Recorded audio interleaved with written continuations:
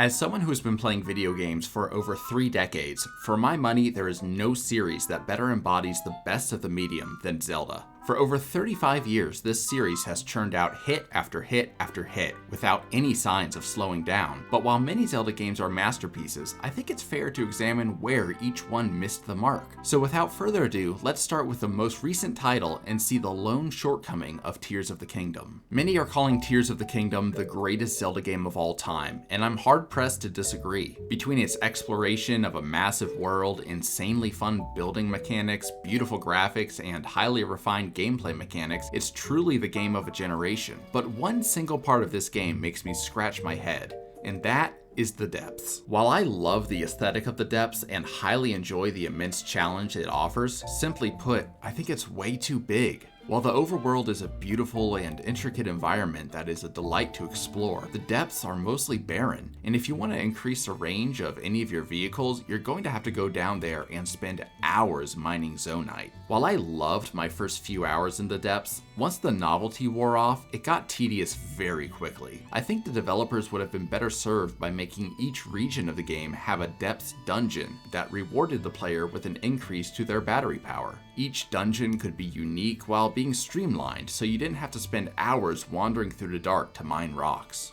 Oh wait, not like that, or that, or that. Why is there so much mining in recent games? I don't know how to mine. My ancestors mined so I could sit inside and play video games. Breath of the Wild is up next, and I think it should come as no surprise when I say the worst part of this game is the dungeons. Elaborate, intricately designed dungeons have been a staple of the Zelda series for decades, but Breath of the Wild did away with them except for what I would call 4 mini-dungeons that took place within the Divine Beasts. While I think it's really cool that many of the puzzles within these mini-dungeons require you to manipulate the beasts themselves to alter the environment, they're simply too short and simple to be satisfying. I'm skipping handheld Zelda games in the interest of time, so now we go from one of the most celebrated Zelda games to one of the most loathed. Skyward Sword is a plodding, watered-down Zelda adventure that holds your hand to a ludicrous extent, and the reviewers agree. Except IGN, who gave it a 10 out of 10?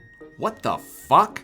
While there are many issues with this game, including the lackluster motion controls, horrible navigation from the overworld to the Skyworld, and repetitive boss battles, the award for worst aspect of the game goes to, unsurprisingly, Fee. Or is it Faye? I never really knew. Anyways, while the Zelda series is no stranger to annoying companions, Fee, Faye, whatever her name is, takes the cake as the worst of the bunch. She constantly interrupts gameplay to give you unnecessary hints or tell you about items that are self-explanatory. Worse yet, every single time you turn off the game, her explanations reset. So if you pick up a red rupee like you have for decades, she tells you about their value.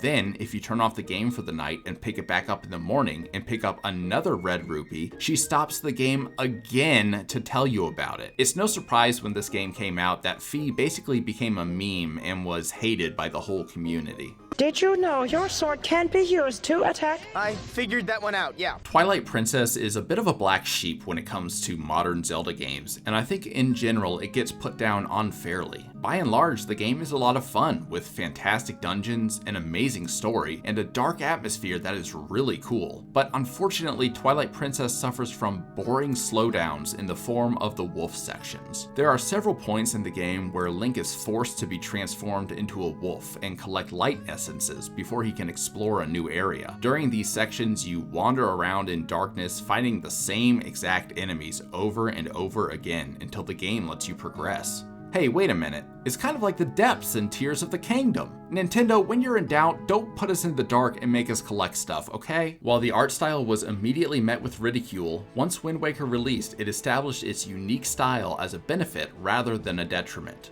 But anyone who has played the original GameCube Wind Waker knows exactly what the worst part of this game was. With a massive ocean to explore, unfortunately, sailing was quite boring. Though I didn't tend to mind it that much. What I did mind was the second and arguably worst part of this game, which came in the form of collecting pieces of the Triforce. Towards the end of the game, right when you're prepared to embark on the last leg of your journey to beat Ganon, the game grinds to a halt and you're forced to find 7 pieces of the Triforce littered around the map. So you sail around, get one piece, warp so you're near the next one, sail to it, get it, rinse and repeat 7 fucking times over the course of a few hours. Luckily, in the Wind Waker remake, this part was removed and sailing was sped up, so these 2 issues have been rectified.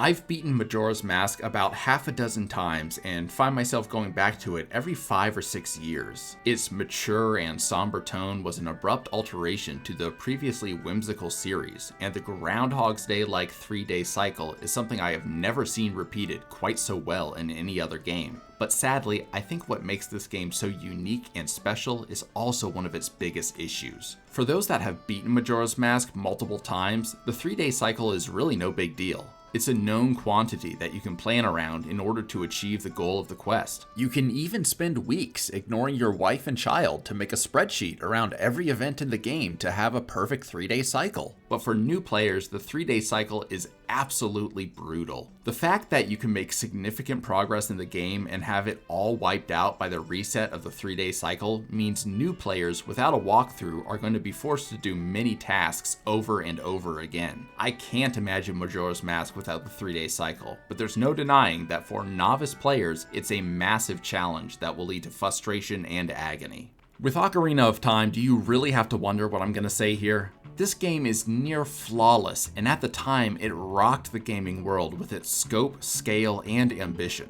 While the game fulfills most of its goals, there is one aspect where Nintendo drastically overshot, and that is the dreaded water temple. Many playthroughs of this masterpiece have halted in this cacophony of a dungeon, and without a guide, this dungeon can be insanely unforgiving. There are so many paths to explore, dozens of dead ends, and confusing mechanics. Tack on top of that the fact that you have to switch your boots literally scores of times even in a perfect run of this temple, and you have a recipe for disaster. A Link to the Past was actually my first Zelda game, and I have very fond memories of it. The graphics were gorgeous for the time, and the gameplay was silky smooth. But while this is only a minor nitpick, I have to say, I really think most of the bosses in this game weren't that great. This game established the trope of having bosses that can be destroyed by the item you receive in the dungeon, and they all just seem pretty basic. You have these jumping knight guys that you can wreck with arrows, the cloud eye thing you take apart with a hook shot,